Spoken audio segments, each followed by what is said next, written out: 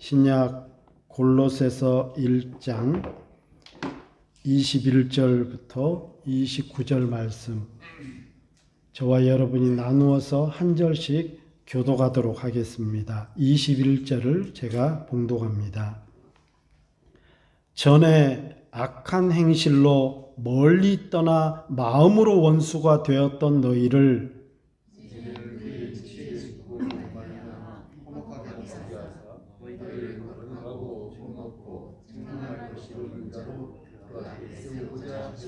만일 너희가 믿음에 거하고 터 위에 굳게 서서 너희 들은 바 복음의 소망에서 흔들리지 아니하면 그리하리라. 이 복음은 천하 만민에게 전파된 바요, 나 바울은 이 복음의 일꾼이 되었노라.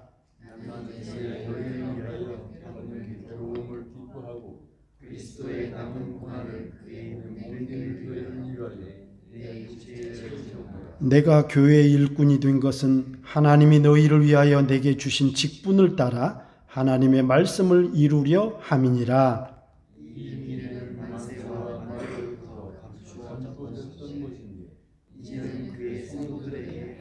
하나님이 그들로 하여금 이 비밀의 영광이 이방인 가운데 얼마나 풍성한지를 알게 하려 하심이라. 이 비밀은 너희 안에 계신 그리스도시니 곧 영광의 소망이니라. 우리가 그를 지팡하여 각 사람을 권하고 모든 지혜로운 각 사람을 가르치는 각 사람을 그리스도 안에서 완전한 자로 세우리라. 함께 봉독합니다. 이를 위하여 나도 내 속에서 능력으로 역사하시는 이의 역사를 따라 힘을 다하여 수고하노라. 아멘.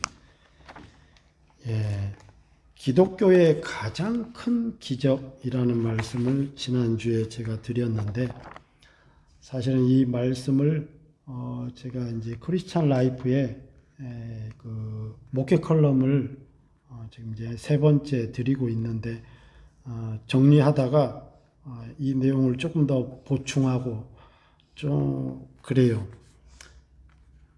목사가 하나님의 말씀을 준비하면서 그 말씀의 은혜를 받고 도전을 받고 회개가 이루어지면 일단 첫 번째 걸음은 성공하는 것입니다. 전하는 데 목적보다도 내가 먼저 하나님 은혜에 감동이 돼야 그 감동은 그렇죠. 영은 영으로 되는 것이니까.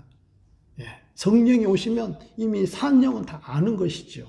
그런 것처럼 이 말씀을 조금 더 보충해서 해서 원고를 제 나름대로는 퍼펙트하게 만들었어요. 지난주에는 5장이었는데, 그래서 이 말씀을 재탕 아닌 재탕으로 다시 전하고자 합니다. 너무 중요하고, 그리고 내가 지금까지 알아왔던 성경을 모르는 것도 아닌데 왜 항상 내 삶에 있어서 그런 부분이 신앙하고 늘 멀어져 있었는지, 그런 부분을 생각했기 때문에 이 말씀을 또 전하지 않을 수가 없었습니다. 기독교는 기적의 종교입니다. 기적으로 시작해서 기적으로 마치는 종교임에 틀림이 없습니다. 성경이 시작되는 창세기에 처음부터 천지 만물을 창조하시는 기적으로 시작해서 성경이 마치는 요한계시록의 마지막에는 세상을 심판하시는 예수께서 재림하시고, 그리고 하나님 나라에서 벌어질 일들에 관한 내용들, 기적에서 기적으로 마치는 종교입니다. 사전적 의미로 이 인간의 삶의 상식에서 벌어질 수 없는 이 초자연적 신적 영역의 현상인 범주가 기적이에요. 사람 일상에서 일어날 수 없는 일들인 거죠. 그래서 기독교는 기적의 종교라고 할 수 있습니다. 더 정확히 표현하면 기독교는 이 신적 존재이신 예수께서 직접 창조한 피조물인 이 인간의 몸을 입고 이 땅에 오셔서 인간을 죄로부터 구원하기 위하여 구속적 일들을 행하신 예수 그리스도를 믿는 종교이므로 기독교 기적은 구속의 그 초점이 맞춰져 있습니다. 여러분, 이 기독교라는 표현은 한문식 표기가 되겠습니다. 그렇지만 어떤 의미가 있는 내용은 아닙니다. 단지 영어로 Christ, 이것을 한문으로 소리나는 그 발음으로 기독교, 이렇게 기독이라는 표현이 된 거예요. 그래서 기독교는 다른 의미가 전혀 있지 않아요. 즉 기독교 그러면 Christ, 즉 Jesus Christ, 예수 그리스도의 종교다, 그런 내용이에요. 그래서 예수 그리스도를 빼놓고는 결코 기독교를 논할 수도 생각할 수도 없는 것입니다. 나는 기독교 신자야. 그 말은 나는 예수 믿는 사람입니다. 그런 뜻이죠. 그래서 기독교의 기적은 첫 번째도 두 번째도 세 번째도 구속, 즉 영혼을 구원하는 일에 초점이 맞춰져 있다 보시면 가장 정확한 해석입니다. 그래서 기독교의 기적을 크게 5가지로 구분할 수 있는데, 첫 번째로는 동정녀 탄생입니다. 두 번째로는 대속적 고난, 즉 십자가의 죽음입니다. 세 번째로는 부활입니다. 네 번째로는 그리고 승천이고요. 5번째로는 재림입니다. 그런데 인간의 입장에서 볼 때 좀 의아한 그런 기적이 하나 있습니다. 바로 대속적 죽음, 즉 고난. 기적하면 뭔가 극적 반전이라든지 아니면 인간 상식 밖에서 놀라운 일들이 일어나야 하는데, 한 연약한 인간이 죄를 짊어지고 고난받다 억울하게 십자가에 매달려 결국 죽는 것을 우리는 굳이 기적으로 받아들이고 싶지가 않는 거죠. 그러나 아이러니하게도 기독교의 이 5대 기적 중에 가장 큰 기적이 대속적 고난이에요.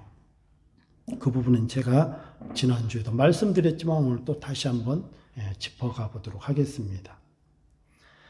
그러면 이 대속적 고난이 기적 중에 가장 큰 기적인 이유가 뭐냐 이 말이에요. 첫 번째로는 대속적 고난 외에 4가지 이 기적에 대해서 이 예수님에 관한 구약의 예언 가운데 이 4가지를 다 합한 양보다도 예수님이 고난 받으시고 십자가에서 죽으시는 이 내용, 이 구속의 일들에 관한 내용이 이 4가지를 합친 것보다도 구약의 예언이 가장 많습니다. 그것도 압도적으로요.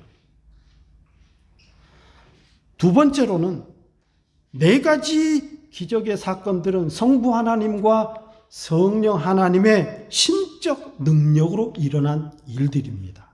그러나 대속적 고난은 신적 능력을 버리고 나약한 인간의 몸을 가지고 영원한 생명인 영혼을 살리는 어마어마한 기적 중의 기적입니다.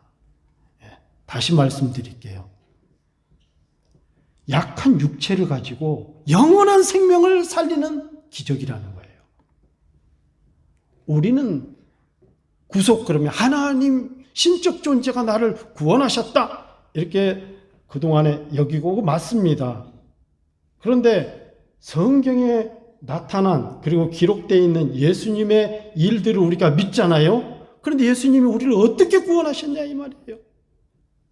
신적 구원으로 하신 것이 아니라 인간의 몸을 가지고 때로는 채찍질도 맞고 침뱉음도 당하고 억울함도 당하고 수모도 당하고 손가락질도 당하고 결국 살도 찢기고 못 박히고 물 피까지 다 쏟아내고 그 육체로 우리의 영원한 생명을 구원한 사건이다 이 말이에요. 그러니 엄청난 기적이죠.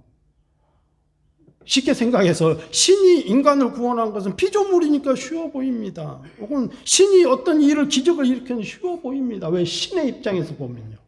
하나님 입장에서. 그러나 인간의 몸을 가지고 영원한 생명을 구원한다는 그 자체가 기적이 아니면 뭘로 설명하겠냐 이 말이에요. 그리고 세 번째로는요. 왜 그리스도의 고난이 그리고 대속적 고난이 다른 4가지보다 압도적으로 큰 기적이냐. 4가지 기적은 모두 단번에 일어난 일들입니다. 순간적인 변화죠. 부활도 사흘밖에 안 걸렸어요. 그런데 대속적 고난은 오랜 시간 동안 그 일이 이루어지기까지 온전한 순종과 복종을 통해 성경대로요, 죽을 때까지, 즉 죽기까지 복종하셔서 일어난 일입니다. 물론 신적 영역에서 볼 때요, 하나님 시각에서 볼 때는 시간과 공간 이런 틀 안에 계시지 않습니다.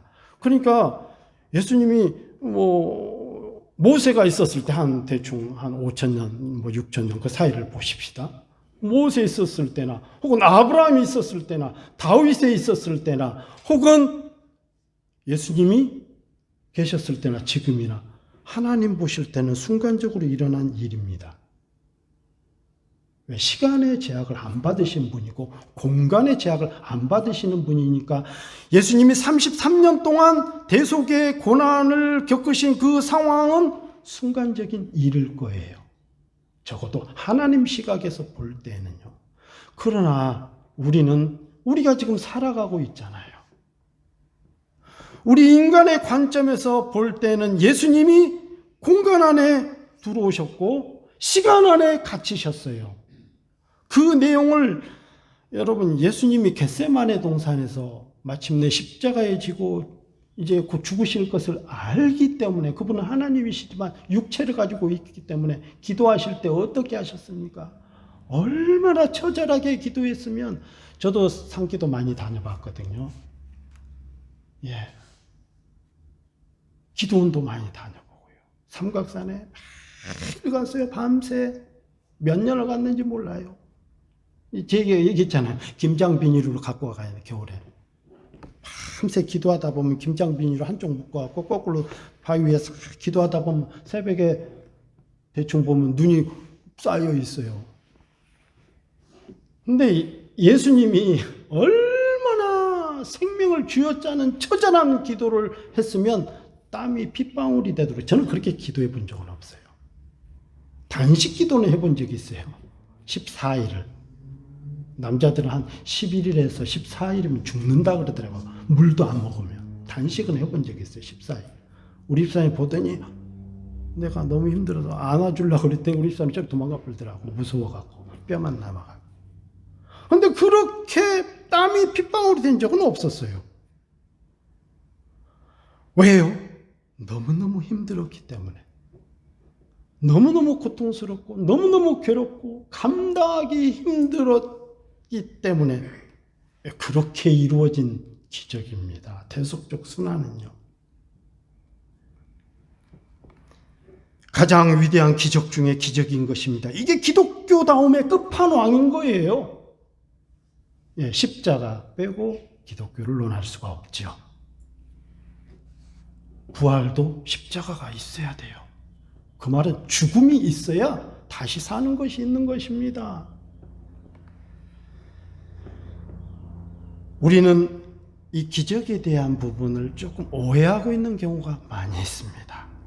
믿음을 가지고 때로는 우리에게 있는 믿음을 도깨비 방망이로 여길 때가 많습니다. 믿음이 좋아서 기도만 하면 우리의 어려운 문제들이 순식간에 해결되어지고 사라지고, 고린도전서 12장에 있는 성령의 9가지 은사처럼 보면 귀신을 쫓아내고 병든 자를 치유하고 예언하고 능력을 행하고, 그런데 이 기적들은 은사로 말씀하고 있습니다. 물론 성령이 임하시면 사도행전 1장 8절에 있는 말씀처럼 성령이 임하시면, 오직 성령이 임하시면 너희가 권능을 받고 방언하고 통역하고 귀신이 떠나가고 병든 자가 치유되고 그런 놀라운 일들이 나타납니다. 그러나 고린도전서는 한참 후에 바울이 성령의 체험하고 나서 적은 내용의 기록입니다. 그가 하는 표현이 뭡니까? 12장 9가지 연사 열매 얘기하면서 모두에게 똑같이 다 주신 것이 아니라 복음 전파를 위해서 각 사람에게 은사를 따라 다르게 주셨다는 것을 간구하면 안 된다는 거예요. 다 방언하는 자겠느냐? 다 예언하는 자겠느냐? 저도 방언은 할 줄 알아요. 지금도 할 줄 알고요. 귀신도 쫓아내봤어요. 축사. 근데 그 통역은 제가 못 해봤습니다. 왜냐면 아직 거기까지는 안 갑니다. 예언 그런 것도 잘 모르겠어요. 앞으로 일어날 일을 본 것도 몇 번 있었고요. 몇 번이 아니죠. 많이 있었죠. 정말 놀라운 새로운 성도 얼굴이 다 보이고 이름도 다 알더라고. 그런 것들이 있는데 다 하겠느냐 이거예요. 그럼 어떤 목사님은 방언도 못하는 목사님 능력이 없냐 이 말이에요. 어떤 성도님들은 귀신 못 찾아내면 뭐 성도도 아닙니까? 그거 아니라 은사를 따라 복음 때문에 각 사람에게 각 모양에 따라 다 다르게 주셨다는 거죠. 그걸 은사라고 표현하고 있어요. 반면에 이 대속적 고난, 십자가의 죽음 혹은 뭐 그죠 순환 이렇게 표현하십시다. 우리에게 오는 어떤 그런 고난은 어떤 은사를 따라 준 게 아니라 모두에게 주셨어요. 우리 모두에게. 이건 은사가 아닙니다. 근데 이건 아주 엄청난 능력이라고 그랬잖아요. 제가 엄청난 기적이라고.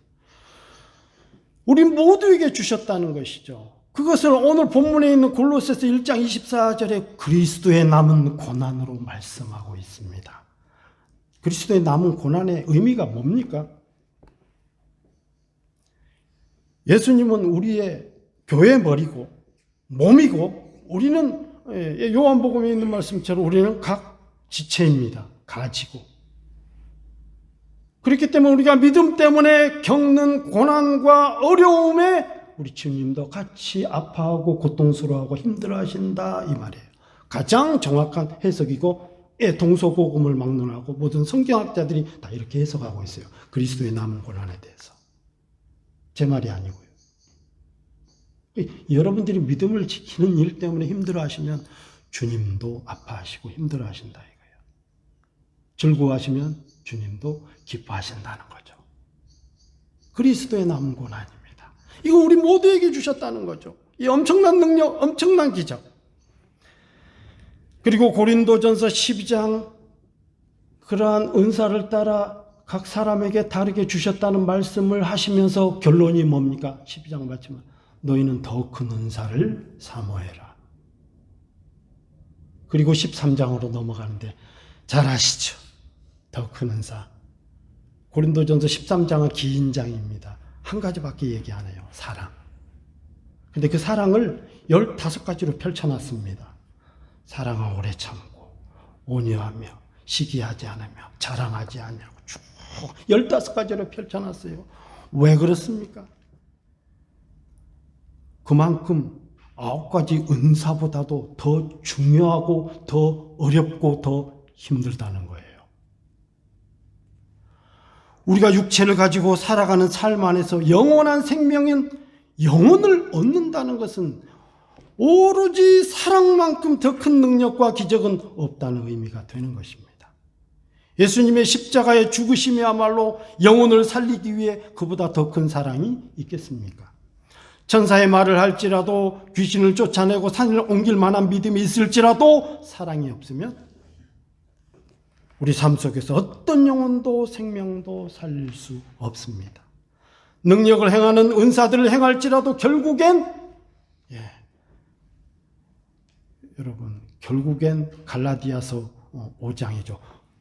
참 제가 지난주도 소개했죠. 이 성경이 얼마나 이 구원의 여정 따라 순서로든지 사복음서가 있습니다. 하나님이 예수 그리스도께서 이 땅에 오셔서 우리에게 복음을 전하셨잖아요. 그리고 나서 그 복음을 받아들이고 우리가 성령의 역사를 체험하잖아요. 사도행전. 그리고 넘어가는 거 뭐예요? 로마서. 우리는 죄인임을 알잖아요.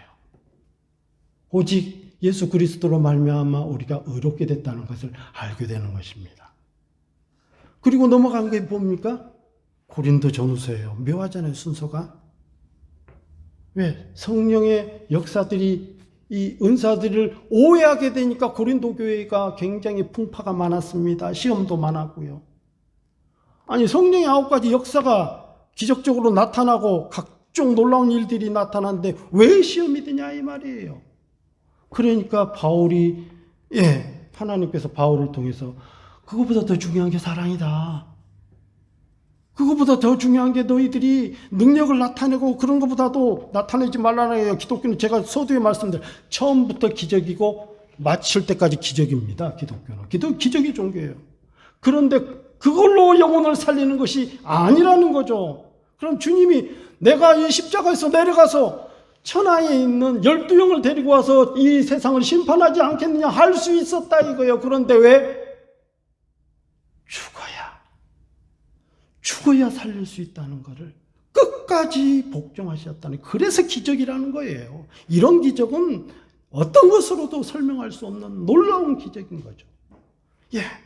그렇기 때문에 바로 고린도 전서 마치고 후서 넘어가면 부활에 대한 내용으로 소망하고 넘어가는 것이 무엇입니까? 갈라디아서입니다.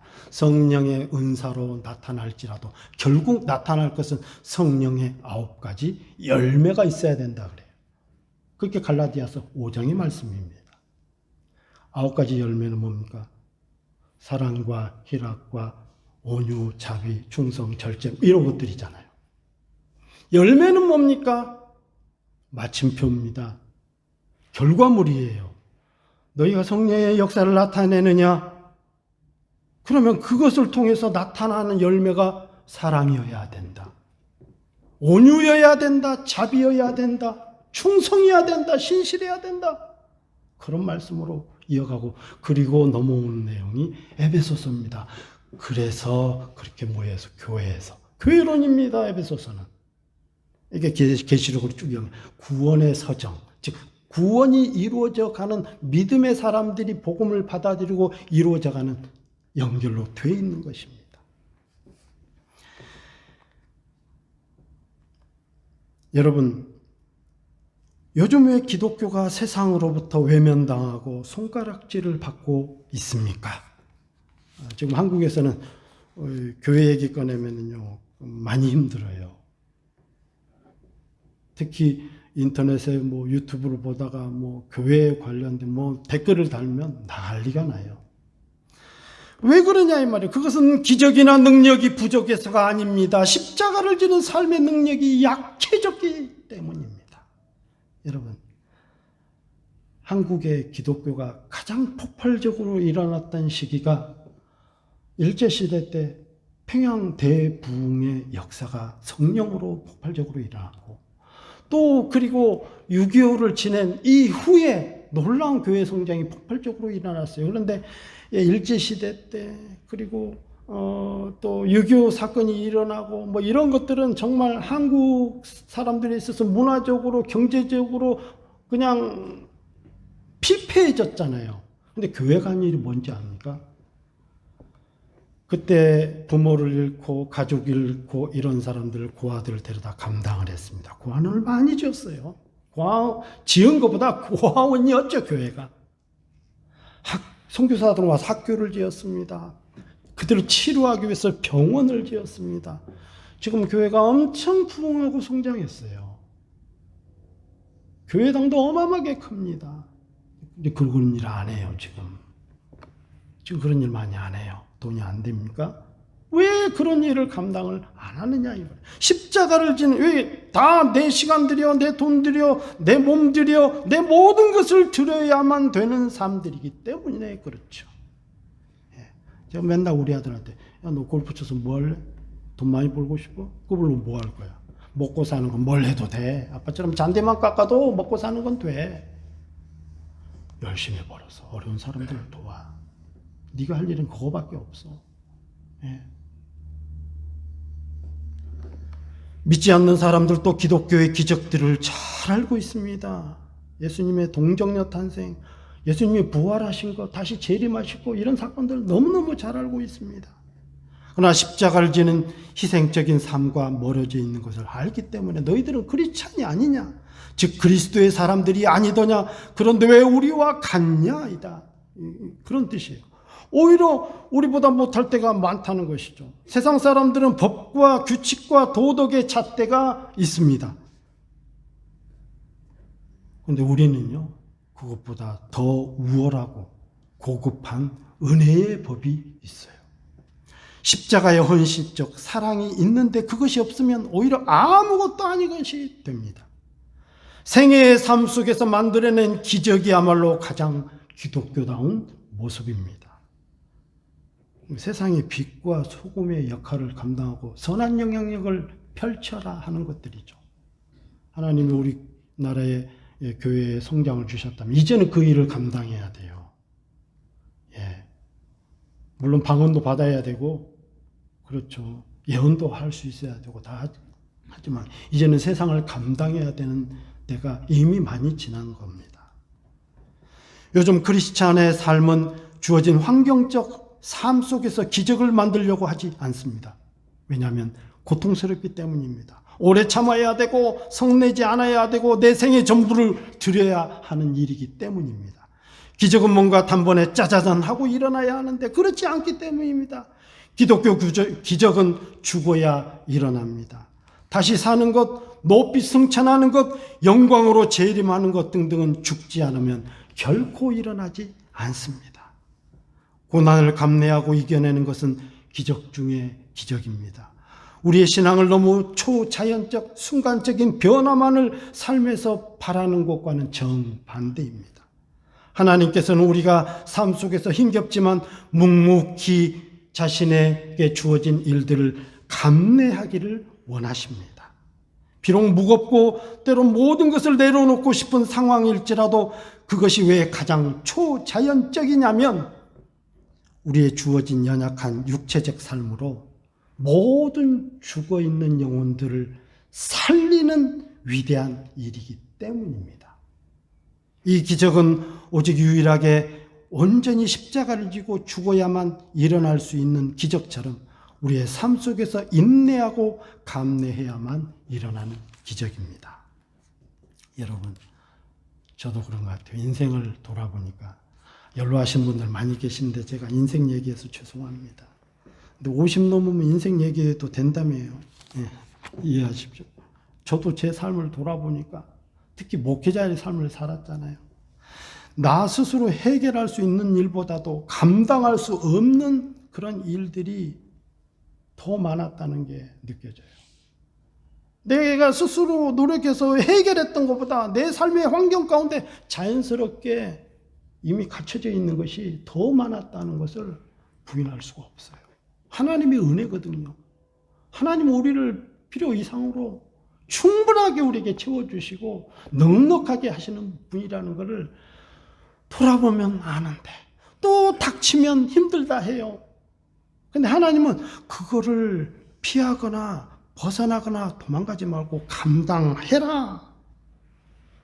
주님도 회피할 수 있었어요. 그런데 죽기까지 감당하셨잖아요. 죽어야 영혼을 얻기 때문에. 사랑해야 영혼을 얻기 때문에. 사랑하려면 너무 사랑이라는 말이 관념적이고 너무 조금 그렇죠. 식상하죠. 근데 사랑을 15가지를 펼쳐놨잖아요. 오래 참으십시오. 온유하십시오. 성내지 마십시오. 이렇게 15가지가 구체적으로 들어가야 내가 하는 일 가운데, 내가 살아가는 삶 가운데, 사람과의 관계 가운데 그런 일을 하면서 살아야 영혼을 얻는구나. 언제까지요? 내가 한 번 참았어? 한 번이 아니에요. 얻을 때까지, 죽을 때까지. 그 어마어마한 기적을 저와 여러분들에게 주셨습니다. 그 기적을 여러분 자꾸 버리지 맙시다. 이 놀라운 기적을 우리는 다 갖고 있습니다. 우리 주님이 주셨어요. 그런 믿음을 가지고 한 주간도 여러분에게 주어진 삶들 비록 힘들고 어려울지라도 잘 감내하며 이겨나가시기를 주의 이름으로 축원합니다. 기도합시다.